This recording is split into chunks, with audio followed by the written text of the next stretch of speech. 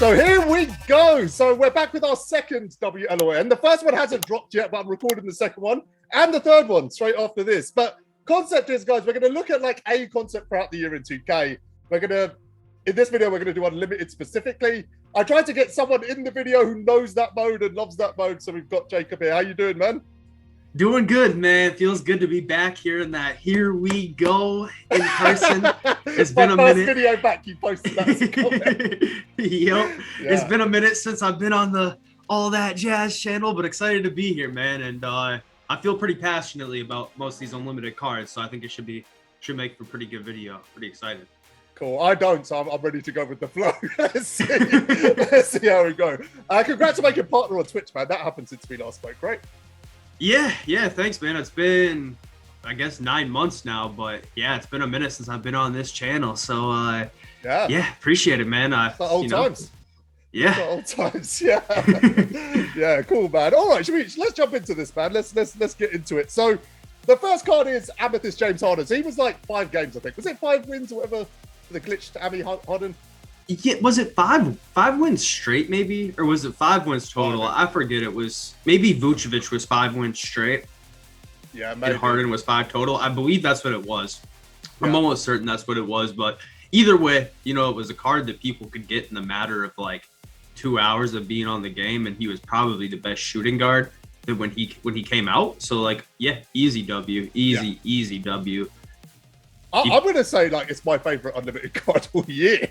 I ran that card for ages, like 3 months, maybe. I think we were in Opals and I was still running him at one point. Like, he was incredible. That behind the back, that was the first card where we really saw it, right, on a card. And yeah, his ability to get open was not very common at that time. Exactly. That's the thing. He was like, he doesn't have like maybe like the considered like end game dribble sigs, but there was so little amount of cards that even had decent sigs back then. Yeah, that his sigs felt like they were the best in the game for what was out at the time. So he was just like the best dude to run your offense through when he came out for sure. Yeah, 100%. Yeah. Big W for me too. Right, next one we've got is Diamond Vucevic. Do you remember this card? Yeah, he's just got to be an L. I think it was like one of those cards that I got by accident, and then I was like, all right, like 2 days later, I open up the pack. I'm like, all right, I guess he's in the collection to collect us now. I mean, he just didn't really have much of an impact on things as far as I remember at all, really. He could shoot. He was a center that could shoot. I don't know how many were in the game at that point. Probably not that many. It was right before. I remember it was the same day that they dropped the Steve Francis for Triple Threat Online, because what they did was 10 straight TTO wins would be Steve Francis, 5 straight unlimited was Vucevic, and they had something like that for every mode. And Steve Francis was amazing. And then they did the dribble patch like 5 days after. Yeah. So I remember that. And like that day, like Vucevic just like got thrown to the side. I went straight to TTO. I just recorded a TTO video with IJ Josh, and we like went through that Steve Francis card. Like, that was the first card that had legit 6 in the game. First card, he was the first card that had like real decent sigs. Outside, I guess you could say like Diamond Derrick Rose or whatever, but like Steve Francis was so much more well-rounded that 100%. Yeah, I want to give it an N, Vucevic. Purely because he was like a good budget option if you could win 5 unlimited games, which is probably the case for most of these cards. It was a good budget option, and yeah, I mean he was a big who could shoot. He wasn't the worst card. They definitely could have dropped a worse card. If they dropped a center with like a 53 ball, then it would have been an L. But it was okay. All right, then we get into the actual rewards. So I actually thought I got all of the rewards apart from the first one. But it's actually the first 2 I missed. The first season I barely played the game. Right. Second season, I don't know why I didn't get the card, but the first one was Pink Diamond Wilt. So I'll let you run with this. Yeah, I mean, he's definitely got to be a W. There's gonna be cards that we go through that I would say I would rate higher, but it was just a matter of the fact that you could literally get him the day that the game that came out. Like you could get him day 1, of course. Yeah. Who's going straight to unlimited the day the game comes out and play 50 straight games? I don't know. I did that in 2K21. I guess people do it. But I just want to put money on considering, you doing that in this game. I thought that was a rhetorical question. Like, who would do that? Me, obviously. yeah, I guess I did do it, but not this year. It took me at least like 2 weeks to get Wilt, but even by the time I had got Wilt, he was amazing. But the thing is that Diamond Dikembe Mutombo that could shoot came out like 2 weeks after. Yeah. So it was like probably pretty much Wilt with like a little bit less like usefulness on the inside, but with a 3-ball was your trade-off for Dikembe. I thought Dikembe was a better card, so, probably a couple days after I got Wilt, he was moved to the bench. But, I mean, if you're a top 2 card at your position for an unlimited reward, it's got to be a W. Yeah, it's interesting you bring up that Dikembe. I was talking to someone about that card the other day, because people are going to get to the point where they're going to start talking about longevity in cards. That card's up there. It's way up there. Like, for sure. Outside of maybe Luka, he's in that next bracket. Like, yeah, he was elite. I'll give him a W just because he was available day one. He was Pink Diamond. No reason not to. Right, all right. Next one was Pink Diamond Jay Rich. Oh, Jay Rich was season 2, wasn't it? I completely forgot about this card. I forgot it existed. I did too. I thought Gary Payton was season 2. Yeah. Okay, yeah, Jay Rich was season 2. Yeah, no, he's good. an L. He was an L, I'd say. He had like base dribble style or a really bad dribble style, and like there's no easier way to make me not use your card if you're a shooting guard without quick or shifty. So that was actually, I think, the only unlimited reward that I didn't get this season or this year. I think a lot of people skipped him. Yeah, maybe I did get him. If I did get him, I didn't use him like ever once, honestly. I mean, I'm not gonna sit here and say he was like a disgrace or anything like that, or like terrible. Like you could put him on the court for sure if he fit your play style. But I mean, compared to some of these other cards that we're gonna talk about here coming up, like he didn't even really like make a dent as far as the meta goes or anything at all whatsoever. You know who was the better version of him at the time was that Donovan Mitchell. That was the money shooting guard when he was out. Yeah. What, the Ami one? Yeah, because he had like every single badge. He had like 55, 60 gold badges, which at the time was like insane. Of course, he was a 6'1" shooting guard, but what people would do is just run a taller point guard and then run their offense through him because he had like good SIGs, 50 some gold badges, which was insane for the time, and like quick and shifty too. So I'm gonna give him an N because I think he was decent for the time, right? Like he wasn't, like you said, people could run him. I don't think he was unusable, but yeah, I mean, he was the card that people just weren't bothered with. Like of all the unlimited rewards this year, apart from potentially now, that is the one they are the least bothered with. So yeah, I'm happy with that. Right, now we'll get on to the first one I actually got, and I think we both know where we're going to go here. But yeah, it's Pink Diamond Gary Payton. Yeah, I mean the card was. We were talking about longevity of cards. He was the best point guard in the game for like 2 seasons. It was the very rare case of if you didn't have this card, you were at a disadvantage playing against someone who did. Yeah. Every year, there's like 5 or 10 cards that come out where you could make an argument for a card being that, and he was one of those 5 or 10 cards this year where I truthfully would feel like at the point in time when he was running the game, if you didn't have him, you were just simply at a disadvantage. What was it about the card that you think that made it so desirable and have so much longevity?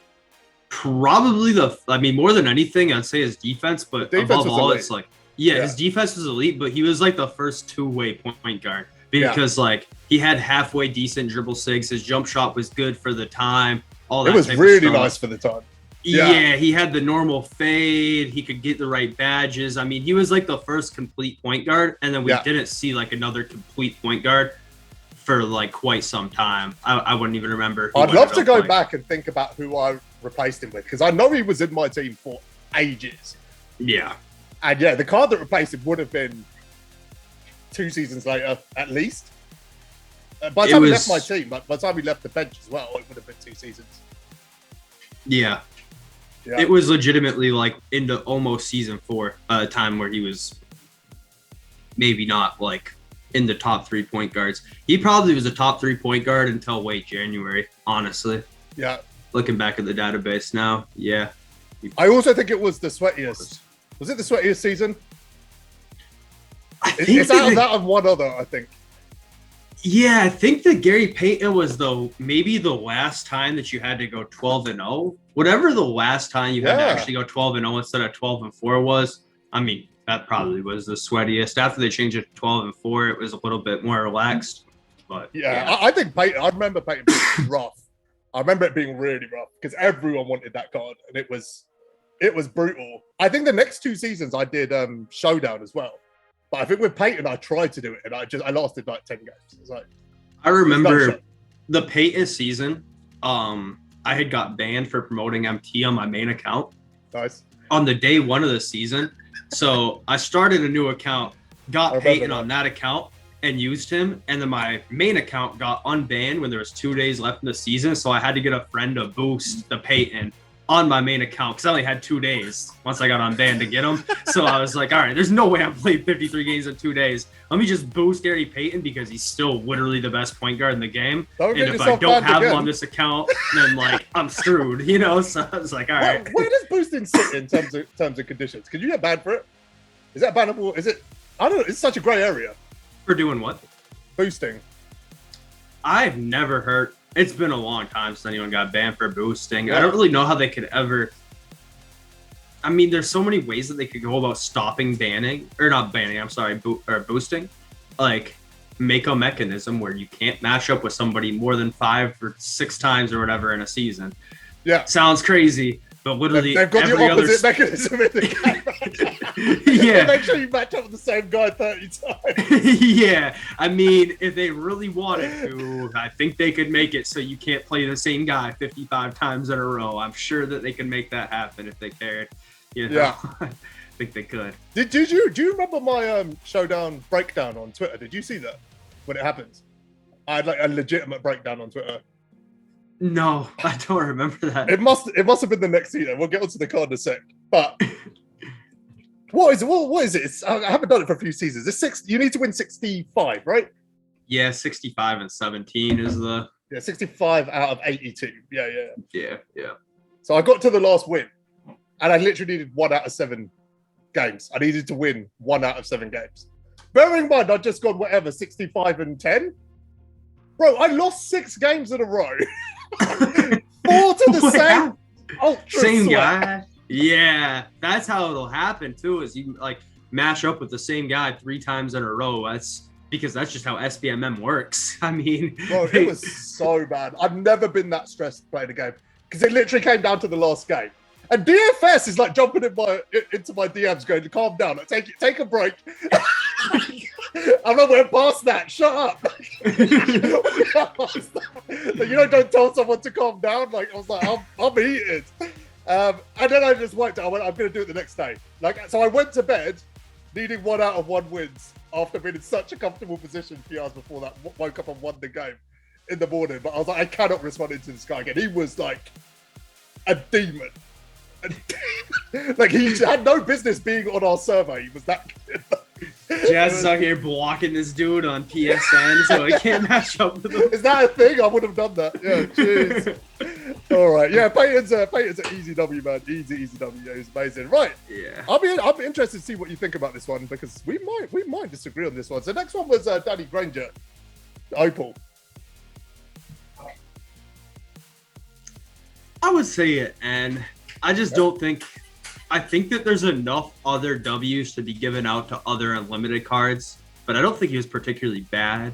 The thing that kind of disappointed me a little bit about Granger is, if you remember, they dropped a shooting guard Granger right around the same time the previous year in 2K21, and then they pretty much dropped the same card as the unlimited reward for that season for that time this year, except he didn't have shooting guard eligibility. Yeah. So I was a little bit bummed out about that. He wasn't particularly bad, but I can easily think of like 3 or 4 unlimited cards this year that were objectively better. So I'll just give him an N.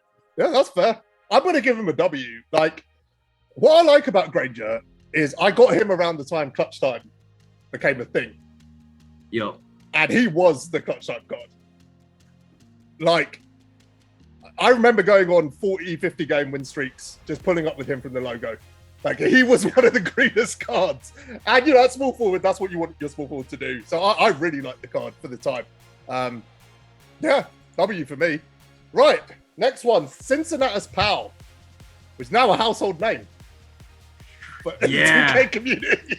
Yeah, no, he had some hype behind him. You know, anytime we get a guy in the game that no one's ever heard of before, you know, everyone knows he's going to be pretty good. Yeah. I mean, the card probably wasn't as well received by other people as maybe I thought he would be, because I think a lot of people noticed that even though he's listed at 6'7", he looks a lot more 6'5", 6'6"-ish in game. Yeah.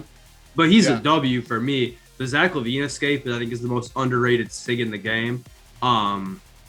Yeah, I mean, XM base, there was like a few things left to be desired about the card, but no, that had my type of card written all over it, and I ran that card for a long time.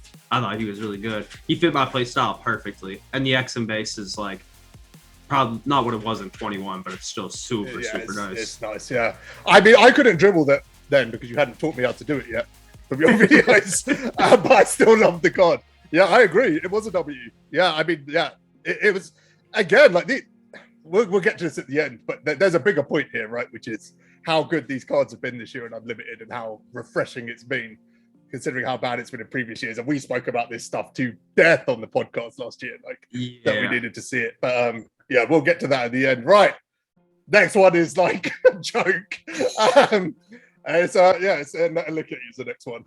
Yeah, Bob Netalicki, I mean, I'll just say W because everybody will know the reasoning behind me saying W unless you've lived under a rock. Easiest W of him and Gary Payton are the top 1A, 1B limited cards this year. Which one would you have over the other? I guess Gary Payton just because I think the gap between him and what other point guards you could use at that time was probably smaller than the gap between Bob Netalicki and the other power forwards available at the time. Yeah. But that's just based on like the fact of the like one being a season 2 and one being a season 6 card. That's just literally the like inherently about them in seasons. You know, you're less good cards to use in season 2 than there will be in season 6. I mean, season 6 is like, you know, just past mid-cycle we got that card. I mean, it is cracked. I mean, he is the meta now, like, for endgame cards. It came from that card. The concept of endgame cards was built around, I guess, Cedric and Netalicki. Yeah, I mean, pretty much. That's really what it all came from. And everyone wanted that shot, that knew about that shot for so long, and to finally get it, it was super nice. And I was just looking at him on the database like a couple days ago, and I almost forgot how good he was statistically defensively. His defense was insane, bro. Yeah, like I used him for so long that I finally took him out of the lineup after people started running like Shaq at the 4 and Kareem at the 4 and stuff like that. And once it got to that point when Invincible Shaq was matching up with him, it was kind of hard to get a stop. But like his defense was souped. He had like 10 Hoff defensive badges, all 85, 90 type of defensive stats. He was... And then obviously offensively, he was a bailout. So I mean, the animations as well that he would get defensively were unreal. It's interesting because him and Payton were both objectively undersized but overpowered. Like both of them, right? It was kind of a theme with Unlimited the whole year. All right, cool. That was the easiest W ever. Right, let's get into Finley. I'm assuming you're going to say this is a W, right? You would think, but like the fact that they left the basic fader and contested jumper on him made him not like what he should have been. I mean, obviously, I want to give him a W. He was the first card that had what I would consider to be the best SIGs. Yeah. And I was super excited to get him. Had a super fun time, like using him and stuff like that. But like, there'd be so many times when I'd accidentally shoot a fade and then accidentally shoot like a pull-up jump shot. And I was like, is this really the card? Like, is this really the dude? Like, is it worth it? Like, is it worth it to have these SIGs if every time I accidentally like don't time a quick stop right or whatever, I'm gonna get a big man fade animation? I mean, that's fair. That's fair. I'm gonna just give him an N, even though like he should be a W. The reason why I give him an N is because I think that Bob Nuttalicki, Gary Payton, and Wilt were all definitely better than him, for sure. And then his longevity really wasn't that great. I would say by the time that season had ended, that he was the unlimited card, he was pretty much getting edged out of like the best lineups where like Bob Nuttalicki, Gary Payton comfortably ended the season that they were the unlimited card as a top 2 at their position. And I don't think Finley comfortably ended season 7 a top 2 card at this position. No, he didn't. I don't think when he came out he was a top 2 card in his position. Who did we have at that point? Did we have Jordan already? We had Luke already. Yeah. Yep. They had been out for almost 2 months at that point in time. So yeah, I just don't think his longevity was there, honestly. That's actually what I was going to give him an N for that reason. I think he was just a season too late. I think a season earlier, and yeah, he would have been a W. But yeah, I agree. All right, last one is Grant Hill from this season. I still haven't got him. I haven't got him either. Yeah, I mean, I don't even know if I will at this stage. I'm like 15 wins in or something like that. Like, he's just a trophy at this point. He's the first card that just feels like a trophy this year. For sure. I did see, I'm not sure if you know Dead By. He's probably the best dribbler in my team this year. He was going crazy with them, but he could go crazy with anybody with those SIGs. He's got the right SIGs, which is cool for a 6'8", but like we have over 15 endgame cards now that have the exact same SIGs with better jump shots. I mean, he's fine. He's fine for like a no money spent card. I can't give him an L, but I mean, he's just not that good, you know? I'm going to give him an L. On the parameters that we've used for this whole video, which is how good are they going to be at the end of the season? That's a good point. There's just no way. Yeah, I'm gonna change mine to an L too. The more that I think about it, yeah, he's just not good compared to like even Chris Webber. Like, no, Webber is elite, bro. Yeah. Let's talk about that because I saw your post the other day. I see people putting Webber at like A on their tier lists, and it infuriates me. Webber is elite, bro. Absolutely 100%. elite as before. He'd be 500K if he was an auctionable card. And how often do you get a free card that you can say that about? Not very often. Yeah. So yeah, come on. He is like, ignore like pacing right at the time of year. He's the best free card they've released all year. Period. Yeah. Oh yeah, like stat for stat, 100%. And like, you know, like when I put out that tweet, people were like, "Oh, people aren't talking him up because Giannis and Carmelo are out." Giannis and Carmelo are 800K. Yeah. Unless you're one of those guys who just saved all your MT for the end of the year, like, are you really going to spend money to get a card that's going to last 50 days? Or are you just going to go get the free version of that card? Yeah. Bro, I'm using Webber over Giannis anyway. I've got point guard Giannis. I've got point guard Giannis. But I like a small forward who can move. And, like, he doesn't move the way he should for his height. No. He moves like Webber moves like a guard too. It's kind of crazy compared to the other, because people always say like, "Oh, so and so can't move well because of their height." It's not height. I don't know what it is. It's got to be. Yeah, I agree. It's got to be that motion style thing that like they accidentally leaked with the Evo card. It has to be whatever the heck that motion style thing is, because there's 6'10", 6'11" cards that move like rocks, and then there's like 6'10" cards like Chris Webber that move like guards. So yeah, I agree. Yeah, 100%. All right, bro, that's a wrap. We finished on an L, which is nice. That's how they finished the year. Final question, man. What's your thoughts on Unlimited this year? And like, we've got a few minutes left, otherwise it's going to turn into a podcast. But what's your thoughts on Unlimited this year, and what we need to do next year? Because I know it's a big conversation. I think the rewards were a huge improvement. Like, so refreshing. Felt like it was worthwhile actually going through that. The format, like, what's your thoughts on the format? What's your solution? Is a better question.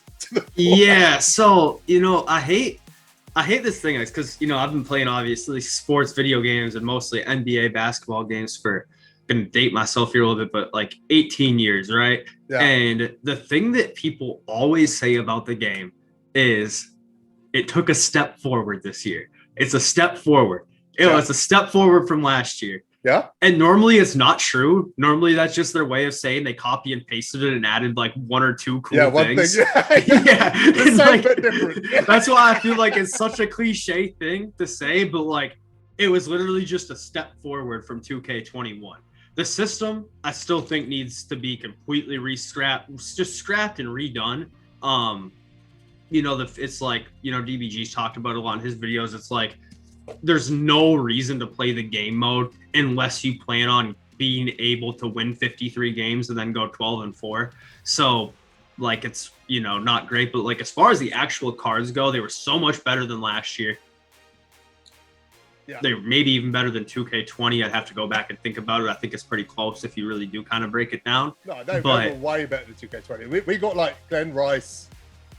I'm blanking. They had a 2K20. 2K20 had a really bad unlimited rewards, but there was like a 3-month period where it was like 3 good cards in a row when they did like Wilt, Worthy, Rice. Those were like good. So like it kind of made the other ones maybe. The lock-ins were the best parts, weren't they? Because you could lock in for Rudy, wasn't it? Oh, yeah, and you could rock, yep. And there was a new one every month. So it's like, you have to break things down. Yeah. Way better than 2K21. The fact, I gave out 3 or 4 Ws, 2 or 3 Ns, and 2 Ls. I mean, there was more really good cards than bad cards, which is great. But overall, Unlimited, I feel like the name Unlimited even needs to go because it has like a bad connotation. It has like a bad connotation because like people like already have it in their head. I don't want to play Unlimited. It's a sweat fest. Yeah. People got trauma from it. Like. Exactly. Scrap the name. It's been 4 years. And like have somebody who gets paid to come up with these ideas to come up with a really good idea. Meech's idea is the best I've heard. Have you heard Meech's idea? What was his idea? The best idea I've heard. So he said it should be like weekly, and then you lock in for a card at the end of the season. Best idea I've heard. Whatever it is, like. I think he suggested 9 and 12 each week. You lock in for a card at the end of the month. He's an X maker. There's hope. That would be huge. I agree 100%. And it will get the casuals back on as well. 100%. And something new every week would just be super fun too, because it's like you're either one of two people. You're the type of person who's going to race to get it done in the first 2 weeks, or you're the type of person who's probably never going to do it, maybe get halfway through and give up, or, it's whatever. It's worth a shot. That's what it changes. It's worth a shot. Because right now it's not worth, like you said, if you're not going to do it all, don't bother starting it. It's not even worth starting it. That's the only system I've heard where it's like, it's worth a shot. But there is an issue with that system as well, which is the limited issue. If you're away for a week, you're screwed. Yeah. Unless... the one thing they could do is have like a redemption week or whatever, which I mean, like the fact they haven't changed limited is crazy, but there's a way they could make it work. They could figure it out to make it work. For sure. All right, man. Well, listen, thank you for your time, man. It's been awesome talking to you again. Maybe we'll chat again before the end of the year. Let's do another one. Let's do another one, man. We'll find a way to speak. All right. Rather do this than play the game at this point. So sure, that's where we are. All right, guys. Until next time. Me and Jacob, thanks for watching.